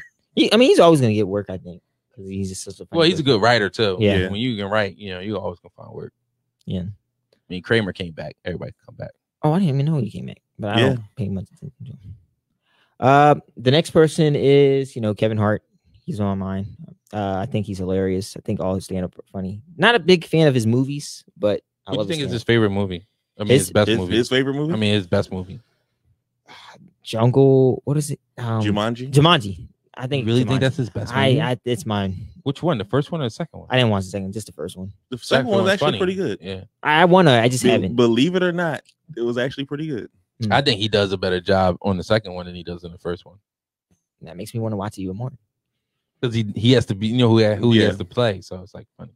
That or Soul Plane. I know that people sometimes talk crap about that movie, but I enjoy it. I don't think he was funny. I just think the movie's good. Yeah, that's what I was gonna say. Like he's not that funny in it. He's not that funny in Soul Plane, but it's funny. The movie's funny. It was funny. He's like Tom Arnold was funnier. Tom Arnold was hilarious. The dad. Oh, the what? Yes. Yeah. Tom Arnold was hilarious. But Tom Arnold is a great writer. He's a funny person. But as far as that movie concerned, he was funnier than Kevin in that aspect. I mean, I won't know if you would say that Tom Arnold's a funny person than Kevin Hart. No, I'm just saying. That movie, he definitely outdid him. I was thinking of this when Boondock spoofed the Soul Plane thing. And I just 50 Cent. No, I was thinking the part where they were Reese Witherspoon voiced his character and he was blind, and then one guy was talking about the plane going down. He's like, "What if it's the guy next to me? It's time to go." Yeah, I thought that was funny. Yeah, Kevin Hart's hilarious. I don't find his movies as funny, but I like his stand-up. I like Get Hard. Get Hard was hilarious. I thought he held his own in Good Hard. Next to Will Ferrell. Yeah. He held his own. I thought that was good. And of course, I think to me, this is his best movie. Is the what is it called? The Wedding Maker, whatever he was. I know what you're talking about. I don't remember the name. The joint him and Josh Gad. Yeah. Mm-hmm. That was his best movie. He was funny in that movie. He was funny in the movie. Other people was funny in the movie, but that was good. I mean, the school thing was up there. Whatever.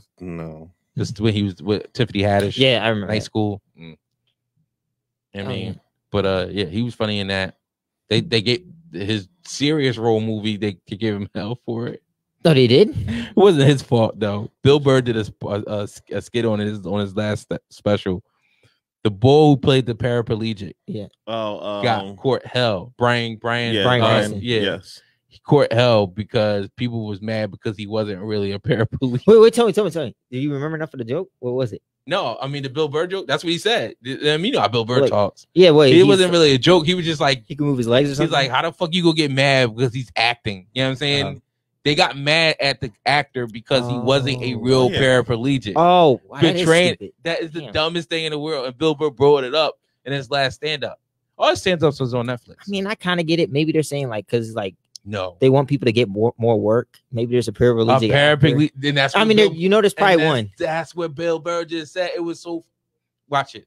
Okay. Watch it because you were literally saying the part that he was making the fun about, like the joke about, and you're saying like, yeah, I can see it. No, it's like no. I'm just saying maybe there is one, and they want them to get more work for no. them. I guess I could, so many jokes there. I'm not going. No, it's not. It's not even about you. You're not going to hurt nobody's feelings. You're paraplegic. You're not going to be acting. I mean, you're not. It's a messed up thing. You know, I'm not touching that. It's called acting. I get it, but did he play it too well? Maybe, and it hurt some feelings. I don't know. Were they pissed off about the other? Because it was a remake off of a British. Did they get pissed off at that actor? Remake of who? Because it was that movie was a remake of what? Was a remake of a British movie. Yeah. Oh, I don't know where they got mad at. He was, matter of fact, the stand up that he was doing was in England. He was in the UK. That Bill Burr was doing the stand up. Matter of fact, his last special on Netflix was in England, and he said that joke. So. They was laughing, so I don't know who. No, I'm not saying the people would be mad. I'm just saying, like, did the people in England get mad about the original? The original, in the same way Americans are. Who knows? No, because Americans are sensitive. You're all fucking sensitive about all sorts of shit. And this guy, all right. So my last person is somebody I'm happy and I'm surprised no one brought up. Well, we so many we didn't bring up. Though. Yeah, but this guy is like. It's Chris Rock. Well, you did. Yo, we didn't really bring up him. I mentioned him. Oh, he mentioned him. You mentioned him like in that. Is he still in the mailroom? Yeah, in passing. Yeah, joke. Yeah. But yes, Chris Rock is hilarious. Chris Rock is like top 10 probably all time. He's not my number one. I mean, stand-ups. I mean, I think a lot of people who don't find Chris Rock funny. Just to me, I don't know how you watch stand-up. Yeah, I agree. You know what I mean? Like that's to me, like seriously, because it's like Chris Rock sucks. Movie wise, oh yeah, I was about to say that his movies. Sucks what is it? The State of the Union. What was that movie? Oh, him and Bernie Mac. That was. I mean, it had funny moments, and that's the reason why he said that in one of his interviews when he was talking. He was like, he was getting all these projects, and they was just like, "Dude, write your own shit." Oh yeah, he made one top 5, I think. He's like, yeah. He was like, yeah. He made like just start writing your own shit because your shit when you write your own shit, it's going to be funnier than anything else. Than you taking everybody else stuff and trying to make it funny for the, you know what I mean? Mm-hmm. So just start writing your shit, and that's when you start getting like heads of states. What was the other one? Ozzy and that one where the animation. No, the one where he was the body of the white guy. I know what you're talking about. Regina King was in it. Yeah, that was a remake though. Yeah, but I mean that's like been a 4-time over remake. But wow. I mean he kind of like he had to touch it up. Oh, of course, you got to modernize it a little bit. Because he got the DMX track in it. Yeah, and that wasn't an original. Definitely not. And trying to get on Def Jam wasn't it? Because the original, the guy was trying to get into he was a quarterback for a football team for the Rams. I think I know that movie now. Heaven Can Wait. Warren Beatty. Very good. Oh, I'm a movie buff. You know that. Chill. I dropped so many movies that I didn't even know when we were talking about the Eddie Murphy ones. I was like, what? I'm like, I thought I could know the movies until y'all start saying stuff. But yeah, then he did top 5. He did something else. He what is it? The one with his wife. And why did I get married? I think I Love My Wife. I think I Love My Wife. That's what it was. He killed that joint. That was great. Oh, I think he really in real life. I think I really would try to like talk to Kerry Washington. In real life, he did cheat. Like I would have to. Yeah, he did. Yeah. I mean, yeah, no. Eventually, down the line, his last stand up, he mentioned it. Oh, he did. Yeah, he got to stand up. You gotta go on Netflix, dude. What are you doing? I watched a lot of his past ones. I haven't watched the recent. You gotta watch his new stuff, yo. His new stuff, funny as shit. Yeah, it's really, really funny. And he talked about he went back to his wife, but they like got divorced or separated or something, got back together. No, I mean the last one he said he was still single. He just said he's single. He divorced, but he just wasn't. Yeah. You know what I mean, he just not like, he fucked up. Yeah. He was doing his own. I mean, I think successful people, when you're that successful, you might as well just stay single. No, successful shit is just he fucking a guy and he decided to fucking have sex with somebody. I'm just saying, like, if you're that on that level and you're that many women, mulligan? Huh? You're supposed to get a mulligan? What is that? On a second chance. You don't know what a mulligan is? It's a golf term. I heard it. I've heard it. I'm just saying, when you're that level and all these girls are throwing themselves at you, you might as well just stay single. Yeah. I mean, I don't know, but yeah, I thought Chris Rock is really good. I like that one. I don't know why people think Chris Rock. I know a lot of people at my job that say like Chris Rock, no way. Like no, Chris Rock, hell yeah. But who says that? Like hell no? You'd be surprised. You would be surprised, kid. We don't work with a lot of normal people. I mean, they say no. Like a lot of people respect Chris Rock. Our people have like Martin Lawrence over Chris Rock. Are you fucking kidding me? I love Martin Lawrence, but no way. I wouldn't. Stand up wise, but somebody might. All right, hold up. So we didn't really say this. I mean, you mentioned a lot of guys who do stand up and also do other things. I would like our, just to your top 5 be stand up, and then we could do comedians another time, like just comedy people. I mean, like no crossover, like they act. No, they can do both because they did. I mean, his list did both. Because one of mine it's definitely. I just need somebody. I just wanted to because there's a difference between doing stand up. Like, don't get me wrong. I think Martin Lawrence is really funny and everything else and all that stuff. But when you say Chris Rock shit is like ridiculously funny. And Martin Jones was funny, but without that Martin Lawrence show, I mean, how big Martin would have been? Chris Rock has no show. True. At all. All he had was SNL. Oh, you was horrible. Rely on all that. He was one horrible. 1 year of SNL. Get it right. Huh? Just 1 year. He was fucking horrible. Exactly. I say he's the only. He's the only had that 1 year. I'm gonna be honest with you. I think he's like probably the all-time worst SNL character. I can't think of anybody that's worse than him. Can you name a character he did on SNL? Yeah, and it was horrible. I can't even name any of them. Oh, you don't know none of his characters? He did a couple characters. They are just not good. I know he did one where he just kept yelling at the TV screen. He did a lot of like angry something, bad stuff, and he admitted that was him more than the other way around. Oh goddamn! I'm sorry. On flies. Yeah, apparently. Go ahead and get to your Rushmore. All right, I'm gonna be last, I guess. Of course you are. I don't want to be, but whatever. You can go. Oh well, thank you then. Absolutely. Since I gotta speed this up. My Mount Rushmore of comedians / stand-up comedians.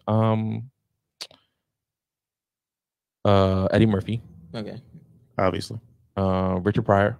All right. No, that's what the obvious. You stole one of mine. Yeah. Right there. I mean, Eddie's everything. Eddie's everything from since I've been born till now. Yeah. No. Pryor, like I said, Pryor is the GOAT. There's probably not gonna be nobody better than Pryor. Me myself has never seen anybody. We haven't even got to like the good stuff of Pryor. Maybe some people did in the past, but I mean, I would never see the real best Pryor. The best thing I saw of Pryor was when after he sobered up and got better. Mm-hmm. I didn't even see the best Pryor. There's a lot of stand-up out there you got to watch. No, I mean, I've seen other older stand-up, but even still, I mean, like we never really got a chance to really see the right. I mean, you could probably listen to some of the records and stuff, but we missed that part.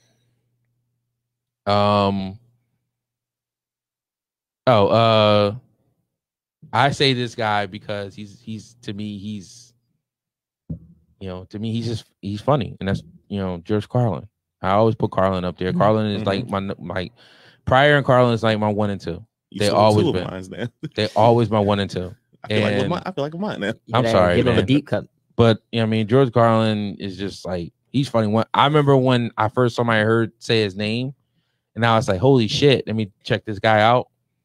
This when HBO was running the whole comedian circuit, so I just went back and just did all his comedian drawings, and it was crazy. Yes, and I mean, like his drawings is like really, really, really, really funny. And then my number 1 is Chappelle. I mean, not my 1, but my last one is Chappelle. Dave Chappelle is he's awesome. He can do effortlessly funny shit. I mean, he can drop jewels for people who want messages. Like the joint he just dropped. I didn't even see that. I don't want to see it. I'm not gonna say I'm not gonna see it. Even your unpolitical ass should see this one. But he can be silly and funny. The thing to me that he nailed was when he got the Mark Twain Award drawn. He nailed that. And then he stole the Def Comedy Jam fucking show. He stole that drawing. In one fucking sketch, he stole that drawing. DL Hughley, who we did not mention, who is extremely funny. A lot of people do not give DL a lot of credit. I think he's extremely funny. Or is he on your list? I mean, he's not on my Mount Rushmore. I just wanted to mention the name because that was who's on the stage with him when he when he just started taking it over and took it over and just started riffing effortlessly. Mind you, they drinking, they getting fucked up. You know what I'm saying? Having a good time. And he's just killing it. He's just that funny. It's just there's no really thing. I just say Dave and that's it. Everybody be like, Dave ain't that funny. If you don't think Dave's funny, you don't have a funny bone. That's as simple as that. If you can't find Chappelle funny, you don't have a funny bone. With that being said, prom you up. That would be me. Do your thing. Well, after you already stole my deep cut. Well, you can say that's right. I got another deep cut for you. All right. Red Fox. Oh, that's a good one. I knew you were gonna say him. If you didn't already think Sanford and Son and Harlem Nights is funny, do yourself a favor. Go on iTunes. They have Red Fox albums. They're the Blue albums. That's when they're allowed to, only way they're allowed to cuss. They're called the Blue albums. Yeah. Fucking hilarious. Yeah. Me and my man Vern listened to one of these Johns coming back from I think it was from Great Adventures one time in tears. And Vern in tears is not a good thing since he's driving about 700 miles per hour going down the highway anyway. It's all good. The wind is blowing the tears out of his eyes. Yeah, it's pretty much. Red Fox is hilarious. Hilarious. My next one, I had Richard Pryor on my list. I had George Carlin on my list. Well, tell me why for them. I was about. Oh, I'm sorry. Richard Pryor. I think the first comedy joint I ever bought on my own was when I heard my uncle. I heard my uncle one time. He had what was it called? Star Spangled Negro, I think it was called. Oh, the album. Yes. I went and bought that on my own. I bought Live on Sunset Strip too. I think those the first two. What year was this? Live on Sunset Strip was no. What year did you buy them? When Sunset Strip dropped? No. I'm about to say you ain't that fucking old. No, I'm not that old. That's the first thing I bought on my own, comedy wise. Oh, okay. I would say you kill me, but okay. And I could sit and watch it over and over. I bought it on VHS, and then went and bought it on DVD. What, the comedy, the strip? Yes. Oh yeah, I mean, Live at the Strip is classic. Yeah, that's like I said, that's the one I'm familiar with. And then I watched another older one of his stand-ups, and that was pretty good. I think that was before the whole accident thing. But it was after Blazing Saddles, but it was before any of that. The Freebase joint. He's like, I hear y'all telling jokes about me. Talking about, and he lit a match. Just something. What's this? Richard Pryor running down the street on fire. That was always a classic. My other one, Carlin. Obviously Carlin, but his bits were hilarious then. He's past. There's even more hilarious now because it's like he was a prophet. He's just funny. He's just hilarious. Like a grumpy man, but funny. Yes. And smart as shit. That was the other thing. He was insightful. You want some messages in your comic? He got some. It feels like every comedian we all mention on our mount have like something about being like, have some insightfulness in them. Because you got to be a little bit insightful. You got to be a little bit like, you can't just be silly with it all the time. I think you can. Let me rephrase that. You can, but I think that insightfulness is what makes you a good comedian. I think that's the reason why people don't like Kevin.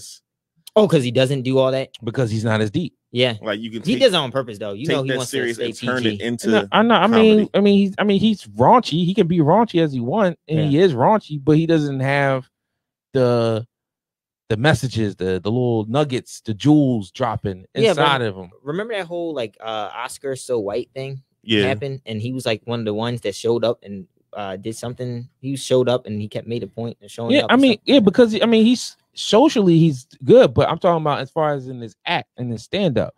Like Chappelle won an Emmy because of what he said when Trump won the election, and he killed it. It was funny as hell, but then it had a message behind it. He nailed it. You know what I mean? Richard Pryor turned his car into a skit when he shot it because he was about to get what was it? He was beating up his wife or his girlfriend at the time. He got into it with his wife, left out, and he shot his car up. But the cops came though. Yes. Yeah, you know what I mean, it's the little nuggets that he can throw when you can talk about the injustice and all that other stuff. He got locked up for trying to kill his car. You know what I mean? Like it's just like it's weird. And I think the car was white too. was a white Cadillac. I think it was. That's so funny. You know what I mean, it's just like those type of things that he does, and Kevin doesn't really do that. But that doesn't mean Kevin isn't funny. I think people sometimes get a little bit weirded out of it, and then he does. When he does his moves, his movements, and all that, his characteristics, they get tired of it. They get tired of it. That's why. But those are the same people that are huge Martin fans, and Martin overacts the hell out of all of his movements like that. Oh my gosh, Martin just goes all the way all over. But he was hilarious in Bad Boys 3, so I'm not true. Sure. But my last one, Will Smith, Robin Williams. I'm just joking. Will Smith ever have a stand up? No. Oh, thank God. Robin Williams. Just pure comic gold. If you've never seen a Robin Williams stand up, take an hour and a half out of your life, sit down and watch one. I want to say Robin. I like Robin like in the 90s though. I saw his stuff like Morgan Mindy. Yeah, that's Morgan 80s. Mindy. No, I saw like around that, like right around when he just about to start it out. That's 80s. And I remember Robin's been around since the 70s.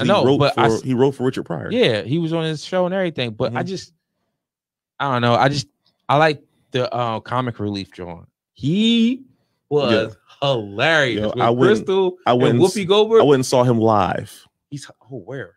He was at the Tower Theater. Oh wow. Somewhere in the 2000s. I went and saw him live. I watched this stuff when he came back and started doing shows. So when they started putting on HBO. Yes. I started watching his John. He's so funny. Yes. I mean, was funny as hell. And you talking about dropping jewels? There's your jewels right there.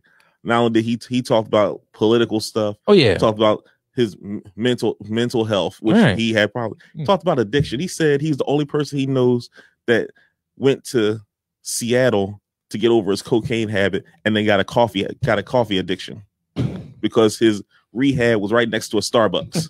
So he stopped spending $300 on cocaine and started spending $500 on coffee. Got a little Starbucks. And you think I look crazy now? Imagine all this wired. Yeah, man. Yeah, Robin was good. I think his comic relief stuff was really more like to me is like because I think that's when I start seeing it stand up. Of course, Morgan Mindy and then the movies and everything else. But once he did the comic relief stuff, and then I went back and watched the older ones. He did a movie where who was it? It was him and you know the name of the movie? I'm trying to think of the name of it. I think it was him and Billy Crystal, and they both thought they were this kid's dad. Yeah. I forget what it's called, but I know the movie exactly. What about it? That shit was hilarious. Yeah, it was a funny movie. I mean, his movie, of course, Robin Williams movies is off the chains. I mean, he nails. I mean, shit, he nailed Good Will Hunting. Plus, he was Genie. You can't top. Oh, because he voiced Genie. I always just like when Eddie Murphy get mad about the Who Framed Roger Rabbit. They wanted him to be in that movie, and he said, "No, I'm good." And of course, it becomes a big ass hit. Of course. All right, so we're gonna wrap. That was 4, right? Yes, it was. All right, so we 4 out. You know what I'm saying? It's late as hell. We got started kind of late. We're running through some issues on the technical side, but yeah, we good. But we still got here for you people. Of course we did. Thanks for checking in and listening to us on Facebook Live, and please come and like, subscribe. No, I was just gonna say, please come check us out on YouTube channel. It's under the same name, Problem Debate with Stats. We got our Instagram, same name, Problem Debate with Stats, and also our Twitter, Problem Debate with Stats. I'm gonna be honest with you, I do not know how to work my Twitter, but it's still up there. We post our videos, we post our info. Check us out on iTunes, Spotify, and anywhere you want to listen to your podcast, or Apple Podcasts, or say wherever you listen to your favorite podcast. Coming soon, Facebook. Oh yeah, and coming soon, Facebook. Well, I mean, we're on Facebook Live, so you can check us out. Crack Bell Productions. We doing big things over here. We're going to try to do some stuff like that, and we're gonna get us some guests. We gotta figure out how to get some things worked out as far as our scheduling and getting people in here. Q, you know how to work that, right? I know how to do call-ins. And okay, so we're gonna start doing that. Get some people in here. We're about to make some things happen up here. Also probably going to have some merch coming out soon. I think I got an email for our YouTube channel about how well we was doing. Really? Now? Yeah, it had like confetti and everything. So I want to thank for everybody that's subscribing and liking and commenting. I would like to see more comments though. Yeah, I mean, wherever you listening to us at, wherever you watching us, please comment. Suggestions. Tell us what you want to hear. Yeah, I mean, just give us some topics. Y'all. Yeah, exactly. Other than that, another episode wrapped up. I think this is episode what, 10? Did we get to 10 yet? I'm not certain. I know. I'm about to check right now. Hold up. I'm checking right now. Uh-oh. About to check right now. Drum roll. It is. Did we get to double digits? It is. It takes them a while to count, apparently. I'm just trying to get to the page. Oh no, this is 7. This is the 7th episode. 7. Wah, wah, wah. Nah, man, we gotta have more than 7.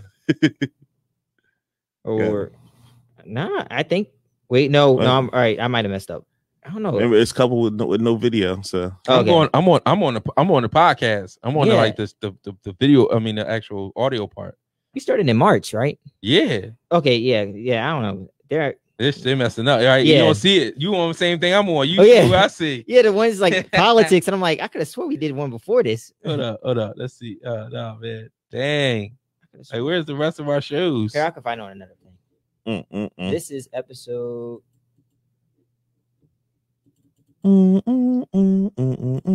Okay, so this is episode. Either way, you know what I'm saying? Thanks for coming out and showing us the love. Keep on watching us, please. Pretty please. I'm begging you. Got the number? What's the number? Nah, it's still coming up. Oh my gosh. We on episode something. Next week we'll have a number for you, people. Around 10, 11, 12? We'll have a number for you next week. I don't think we had 12 or 11. A legit number next week for you. We'll definitely come up with a number, though. Yeah, I mean, and we go play the lottery for all these damn numbers we keep throwing out at you, everybody. I ain't playing. We better hit. I ain't giving my money away to nobody. Nobody. You buy cigarettes, you give your money away anyway. Boo, that's my business. All right. Ready? Yeah, we about to be out with this joint. Thanks for coming, and that's all right. Yeah, that sums it up right there. Because I was waiting for you to cut me off again. That's what I was waiting for, to be honest with you. I was like, yeah, I mean, he could cut me off. Not this time. All right, so Grave Debater, Andre, I'm out. Key, please say something. See you guys. Have a good one. Bye-bye. Perfect.